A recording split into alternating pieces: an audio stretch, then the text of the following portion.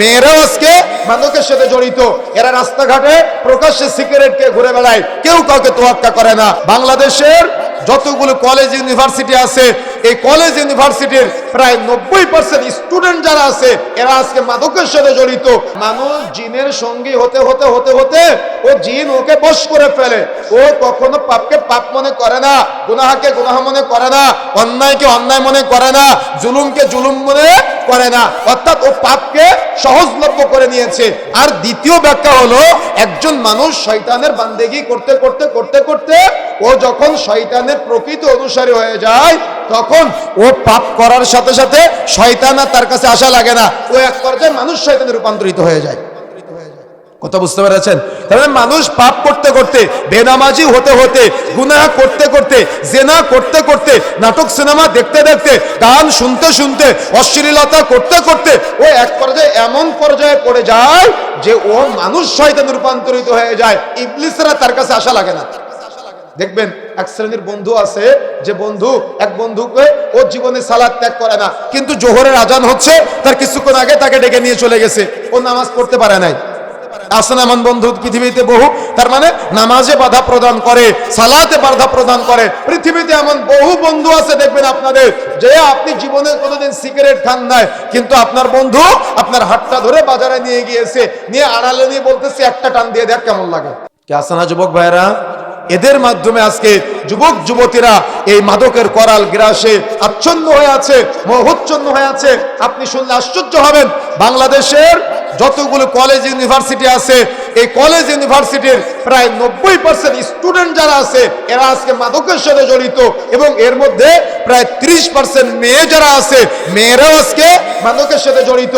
এরা রাস্তাঘাটে প্রকাশ্যে সিগারেটকে ঘুরে বেড়ায়, কেউ কাউকে তোয়াক্কা করে না, কেউ কাউকে লজ্জা করে না। কেন এমনটা হচ্ছে? একে তো তাওহীদের জ্ঞান নাই, একে তো শরীয়তের জ্ঞান নাই, একে তো এদের এই হারামে শিক্ষাটা দেওয়া হয় নাই।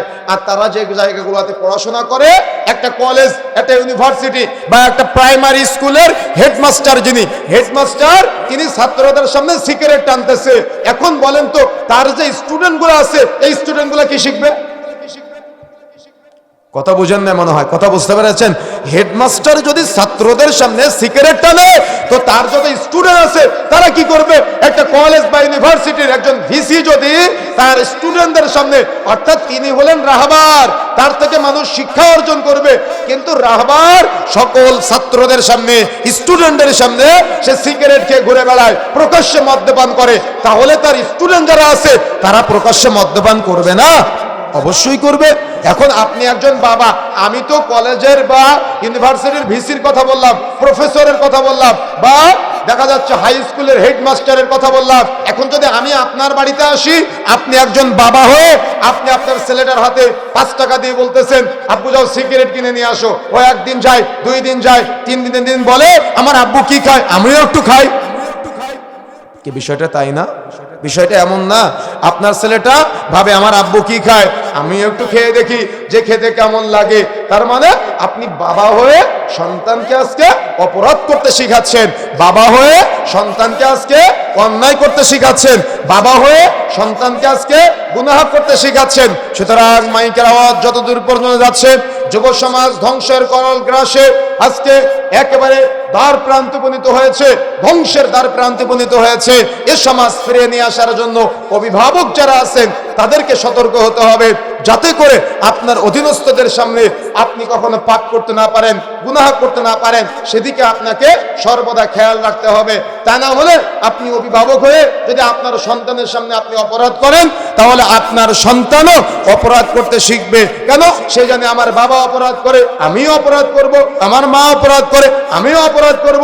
তার মানে সে অপরাধ করবে, কিন্তু অপরাধকে অপরাধ মনে করবে না, গুনাহ করবে কিন্তু গুনাহকে গুনাহ মনে করবে না, অন্যায় করবে কিন্তু অন্যায়কে অন্যায় মনে করবে না। কেন? অন্যায় করতে শিখিয়েছে কে? তার বাবা। গুনাহ করতে শিখিয়েছে কে? তার বাবা যেহেতু বাবা গুনাহ করতে শিখিয়েছে, সেহেতু বাবার সামনে অন্যায় করতে তার লজ্জা লাগে না। এজন্য তো রাস্তা দিয়ে যখন আমরা যাই তখন আমরা দেখতে পাই একটা ছেলে সে চায়ের দোকান থেকে সিগারেট ধরাইছে, ধরানোর পরে ওর পাশে ওর বাবা দাঁড়িয়ে আছে, বাবাকে দাম দেয় না। আলেম ওলামা দাঁড়িয়ে আছে, তাকে দাম দেয় না। তার পাশে তার মা দাঁড়িয়ে আছে, তাকে দাম দেয় না। মুরব্বীরা দাঁড়িয়ে আছে, তাকে দাম দেয় না। ও কাউকে দাম দেয় না, ও সিগারেট খায় আর ও যার তার সামনে ধোয়া ছেড়ে দেয়। আচ্ছা, আপনার ছেলে আপনার মুখের দিকে ধোয়া মারে, তার মানে আপনার ছেলেকে আপনাকে দাম দেয়? কথা বুঝেন না মনে হয়। আপনার ছেলেকে আপনাকে দাম দেয়, কেন দাম দিবে?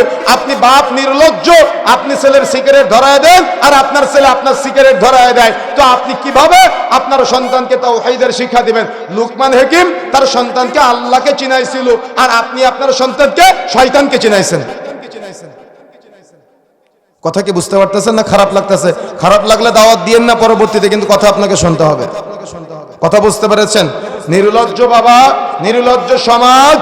আজকে আমাদের এই নির্লজ্জ সমাজ এমন জায়গায় পৌঁছে গিয়েছে, আপনি বাবা, বাবা হয়ে আপনি আপনার সন্তানকে বলতেছেন পাওনাদার বাড়িতে আসলে যে আব্বু বাহিরে গিয়ে বলো যে তোমার আব্বু বাড়িতে নেই, আপনি আপনার সন্তানকে মিথ্যা বলা শেখালেন।